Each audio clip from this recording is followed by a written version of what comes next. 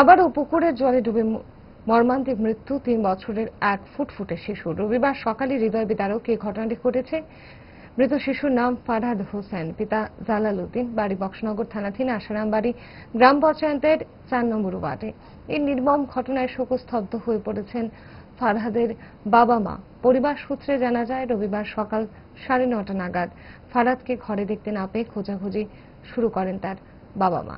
অনেক খোঁজাখুঁজির পর বাবা জালাল উদ্দিন পুকুরে নেমে খোঁজাখুঁজি শুরু করেন এবং কিছু সময় পরে যখন ফারহাদকে উদ্ধার করা হলো পুকুর থেকে, তখন তার দেহে প্রাণের অস্তিত্ব ছিল না।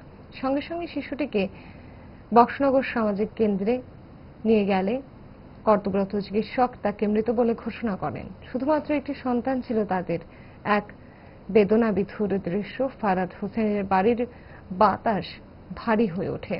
ক্রন্দন রোলে ভেঙে পড়েন মা বাবা সহ আত্মীয় পরিজন। ফুটফুটে সুন্দরী শিশুর মৃত্যুতে গোটা এলাকা জুড়ে শোকের ছায়া নেমে এসেছে। তার নাম হচ্ছে ফারহাদ। বাবার নাম কি? বাবার নাম জালাল উদ্দিন। বয়স কত বাচ্চাটা? বয়স ৩ বছর। এই জায়গাটা কোন জায়গায়? হলো আশাবাড়ি উত্তর-বক্সনগর। কে দেখছিল বাচ্চাটা?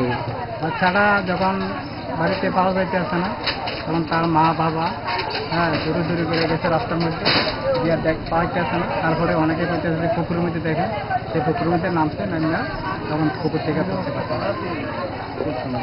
ঘটনাটা কয়টার দিকে? 9:30। তো হসপিটাল নেওয়ার পরে ডাক্তার মৃত ঘোষণা করেছে।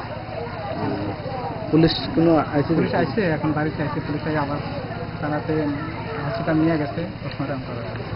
ভালো খাবার দেখে অম্বলের কথা মনে পড়ে? তার সমাধান 5 দশক ধরে গ্যাস, অম্বল ও পেটের সমস্যার একমাত্র সমাধান গ্যাস নয়।